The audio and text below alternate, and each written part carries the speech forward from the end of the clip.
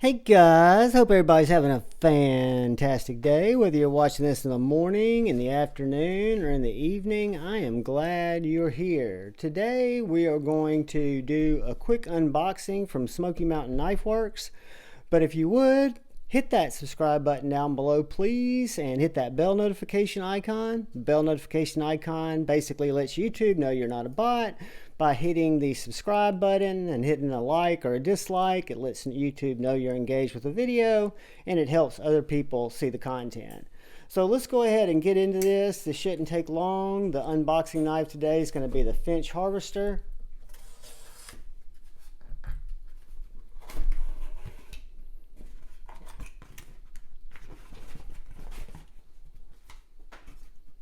And what we have here is a Boker from Solingen, Germany. So, as you guys may or may not know, I have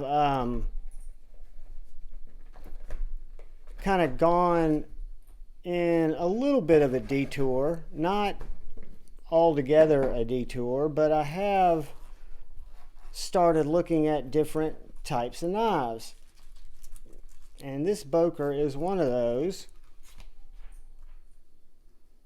Single blade club, slip joint, little book, little non-stainless carbon steel, nice little pouch.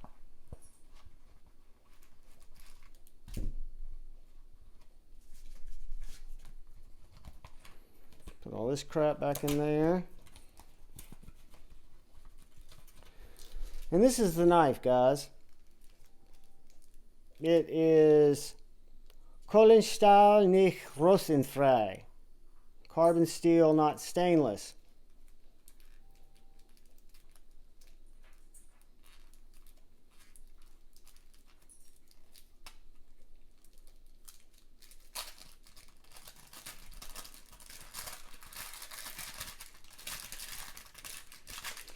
Alright guys, what we got here is an oil soaked, because it's carbon steel, Boker single blade cub. 01 tool steel, Micarta handles, copper bolsters, copper liner. It was really nice, guys.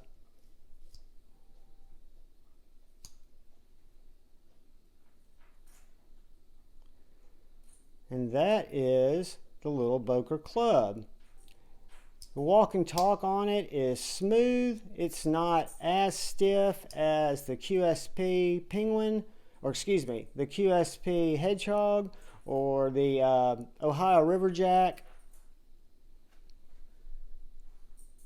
But guys, I really am digging this knife. I am digging the finger pull. I'm digging kind of the small blade.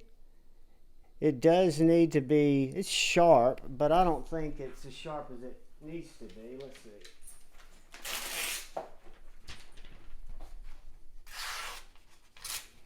Yeah, I mean, it'll cut, but it could definitely be sharpened up. So if I was going to give it any constructive criticism, I would just say that it could have come sharper, but the good news is it will become sharper. So this is a German-made Boker cub in Micarta. So what I like about the knife so far, and again, I haven't carried it, haven't sharpened it, which will be its first order of business, but it's got a nice little sharpening choil there. I will probably hit that with, I don't know.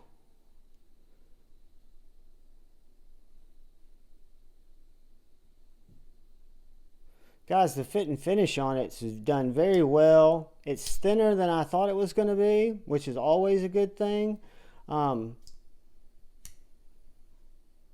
yeah, I think it's just going to be a good little knife. Let's get a couple of quick measurements so you guys will know what we're working with here. And the overall length, I am guessing, is going to be about 5 3/4. The blade length is going to be right under 3 inches. The cutting edge is going to be 2.5 inches. The handle length is going to be 3 3/4 inches.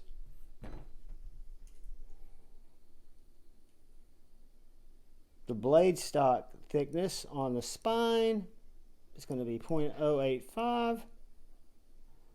The handle thickness, its contoured handle at its thickest point, is going to be 0.38. So yeah, guys, just a nice little gentleman's slip joint. And I think this will probably be my third and final slip joint. I don't want to jinx myself. I still do want a Jack Wolf. But hopefully, I say this, hopefully, this will scratch the itch. I'm a little bit concerned because I have been going to the slip joints. I like this little swedge up here. I have been looking at slip joints on the knife retailers' websites that I like to go to. So that's a little discouraging.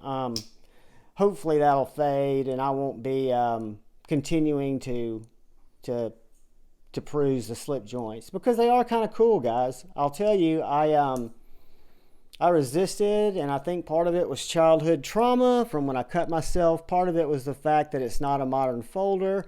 I like to deploy my knives. I like to fool with my knives. But this little knife and knives like this, I've found are tactically pleasing. I like the construction, kind of the old-time construction. I like this one, unlike the Ohio River Jack and the QSP Hedgehog that I also like very much. This is more the traditional construction that's pinned. So this knife, you know, is put together the way that it is. And I'm proud to say that it's perfectly centered. Seems to be done very well. It is a Smoky Mountain Knife Works exclusive. I don't know what makes it exclusive. If it's the copper, if it's the micarta. The micarta is more of a burlap / canvas micarta. There are a few little voids in it, but again, I think that just makes it more authentic. It doesn't bother me. But you know, everybody's going to have different opinions on that. But that's kind of my thought, is that it is not a big deal. I think the packaging and presentation was done really well. This knife and several other, and I'll release this video this afternoon so you guys will go ahead and see it, but this knife and several other of the Boker, Solingen, Germany, Smoky Mountain Knife Works exclusives are on sale right now for 99 bucks. That's what I got this one for. Felt that it was a good deal for what it was. Had a lot of really good reviews. The only negative people were pointing out was that it wasn't that sharp. That didn't detract me because part of my therapy after I wicked clean and wicked wax this blade will be to sharpen it. Probably sharpen it before I wicked wax the blade. But guys, that is the Boker Micarta Club slip joint from Smoky Mountain Knife Works in 01 carbon tool steel. Guys, I appreciate you stopping by. I appreciate you consuming my content. I appreciate it if you would subscribe if you like the content. If you like EDC, pocket knives, and the next rabbit hole that I might or might not fall down, it will be EDC related. But again, my likes and dislikes kind of change, so the page is all over the board, but it is very conservatively speaking, going to be sharp. It's going to be pointy. Hopefully it'll be fun. It'll be something that I enjoy that I can share with you guys. And if you would, please look out for the guy or gal to your left. Please look out for the guy or gal to your right. Please come by Friday Knife Flicks tonight at 8 o'clock Central Time if you are so inclined. And go forward with love in your heart, guys. Choose debate over hate. No, I love you all. Peace.